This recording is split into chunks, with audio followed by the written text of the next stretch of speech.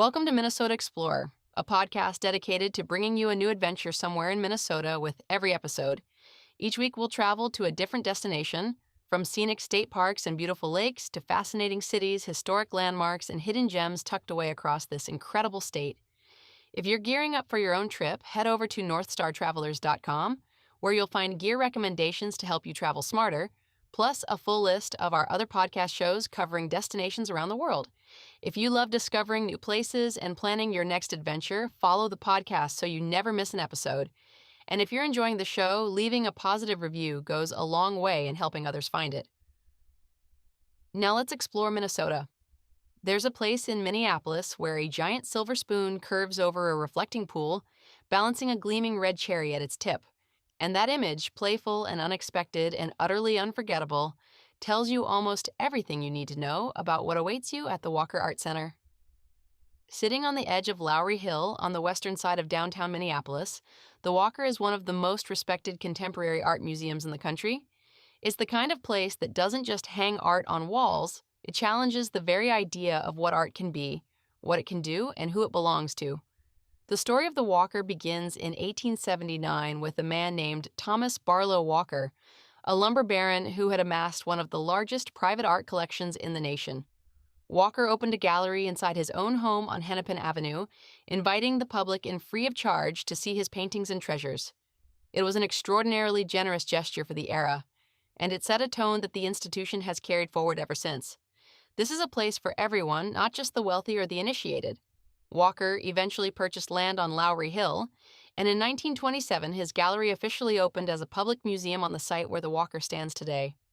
The transformation from Gentleman's Gallery to Progressive Arts Center accelerated in 1940, when the state of Minnesota took stewardship of the building and the Works Progress Administration helped fund a bold new direction. The Walker's first director, Daniel Diefenbacher, turned the institution toward the modern and the experimental. In the 1940s, he launched something called the Everyday Art Gallery, a visionary program that brought modernist design principles to ordinary Minneapolis households. Curators put well-designed consumer goods on display alongside fine art, making the argument that good design wasn't a luxury but a democratic ideal. It was a radical idea at the time, and it established the Walker's identity as a place that cares as much about ideas as about objects. In 1971, the Walker moved into its current home, a striking new building designed by architect Edward Larrabee Barnes. Barnes worked in the clean, minimalist language of his era, creating a modular brick exterior that feels precise and assured, almost deliberately quiet on the outside. Step through the doors, though, and the interiors open up into expansive white galleries arranged in a spiraling sequence around a central staircase with rooftop terraces that offer unexpected views of the surrounding city. The Barnes Building earned the American Institute of Architects Award upon its opening, and it remains the architectural backbone of the Walker campus today. Then, in 2005, something remarkable happened. The Walker brought in Swiss architects Herzog and de Meuron, the Pritzker Prize-winning firm behind the Tate Modern in London, for a major expansion. The result was a 100,000-square-foot addition that nearly doubled the size of the museum. Where the Barnes Building is quiet and brick-clad, the Herzog and de Meuron wing is bold and otherworldly, a 5-story tower wrapped in aluminum mesh panels and expanses of glass that seem to glow and shift in the light depending on the time of day. At its core is what the architects called the town square, a gathering space designed to draw people in for conversation, learning, and spontaneous community. This isn't a building that holds art at a distance. It's a building that wants you to linger. The new wing brought with it a technologically sophisticated performance theater, the McGuire Theater, along with new gallery space, a cinema, and a shop. The two buildings now read together as a fascinating architectural dialogue. The dark, grounded confidence of the Barnes structure in conversation with the luminous, almost ethereal presence of the Herzog and de Meuron addition. As you step into the galleries, you're entering a collection of more than 13,000 works: paintings, sculptures, drawings, photographs, films, costumes, books, and media works that trace the arc of modern and contemporary art from roughly 1960 to the present. The Walker has never been a museum that collects passively. It has commissioned work, supported artists in residence, and taken curatorial risks that more cautious institutions wouldn't dream of. Artists including Robert Irwin, Glenn Ligon, Barry McGee, Catherine Opie, and Lorna Simpson have all worked with the Walker over the years, and the collection reflects that commitment to living, working artists. The permanent collection galleries are a pleasure to move through, not because everything is immediately accessible, but because the Walker trusts you to sit with work that challenges you. You might turn a corner and find a canvas by Georgia O'Keeffe, followed by a video installation that fills an entire room with sound and light. You might encounter Andy Warhol's cool, deadpan surfaces across from a sculpture by Henry Moore. The collection spans abstract expressionism, pop art, minimalism, arte povera, fluxus, and movements that don't fit neatly into any category at all. The Walker's curators think in terms of conversations between works, not chronological timelines, and the result is a collection experience that rewards wandering. The rotating exhibition program is equally ambitious. The Walker regularly presents major survey shows and solo exhibitions that draw attention from the international art world, and those shows come to Minneapolis, not just New York or Los Angeles. If you're planning a visit, checking the Walker's exhibition calendar ahead of time is well worth it. Thursday evenings and the first Saturday of every month offer free admission, making those particularly good windows to visit. Don't overlook the Walker Cinema or the Benson Mediathek, tucked within the building. The Mediathek holds a remarkable collection of around 300 rare film and video titles available for personal viewing. It's the kind of resource that serious film enthusiasts can easily spend hours in. The Walker Cinema screens films you simply won't find at a multiplex. Retrospectives, international cinema, experimental work, and documentary programs that align with the museum's broader curatorial vision. On any given Thursday evening, you might catch a performance, a film, a lecture, or an art-making workshop. The Walker's programming calendar is genuinely eclectic, and that's the point. And then there is the Minneapolis Sculpture Garden.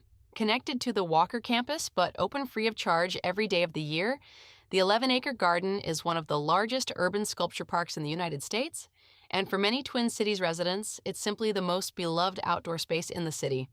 The garden opened in 1988 as a partnership between the Walker and the Minneapolis Park and Recreation Board, and it was completely renovated and reopened in 2017 with a redesigned landscape that integrates green roof technology and rainwater reclamation systems.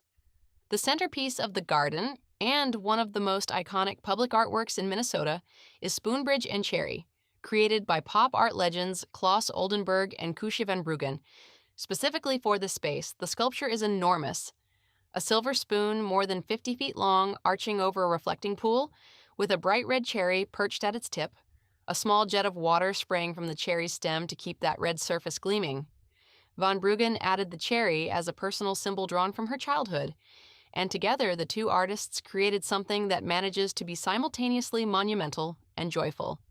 The Walker receives more requests for images of Spoonbridge and Cherry than for any other work in its entire collection, and considering that collection numbers more than 13,000 pieces, that speaks volumes. Beyond the spoon, the garden holds more than 60 sculptures from artists across 10 countries. Alexander Calder's kinetic work moves gently in the wind. Frank Gehry designed a striking piece called Standing Glass Fish. The Irene Hickson Whitney Footbridge, a pedestrian bridge made from steel and wood, arcs over Vineland Place, connecting the garden to Loring Park. Walk the full perimeter of the garden in any season, and you'll find that the sculptures transform in the light, dignified under summer foliage, ghostly and dramatic in a January snowscape surrounded by color in the spring. The garden is an ideal place to bring children, to have a picnic, or simply to slow down. Because it's always free and always open, it has become a genuine neighborhood gathering space rather than just a museum amenity. You'll see dog walkers and joggers alongside art students and tourists. And somehow the whole mix feels exactly right. If you'd like to eat during your visit, the Walker's on-site restaurant, Cardamom, is well worth your time. Chef Daniel Del Prado, one of Minneapolis's most prolific and acclaimed restaurateurs, has brought his Mediterranean and Aegean-inspired cuisine to the Walker's ground floor, with a setup that opens onto a patio overlooking the sculpture garden. It's a genuinely lovely spot for lunch or dinner before an evening program. The City View Bar, upstairs in the Walker, offers cocktails and a rooftop terrace with views across the Minneapolis skyline, a particularly nice option before an evening performance at the McGuire Theater. For those planning an overnight stay, the Walker sits close to the Uptown and Lowry Hill neighborhoods, where you'll find a range of hotels and boutique accommodations. The broader downtown Minneapolis hotel corridor is just a short distance away, And the walker is easily accessible by public transit with bike lanes nearby for those who prefer to arrive on two wheels. The Walker Art Center is open Tuesday through Sunday, with extended hours on Thursday evenings. The Sculpture Garden is free and open every day. And while the Walker's galleries do charge admission, the value of what you find inside, the ambition, the breadth, the quality, the sheer commitment to ideas, makes it one of those places where the time and the cost both feel completely justified. This is a museum that has been shaping how Minneapolis sees art and how the art world sees Minneapolis for well over a century.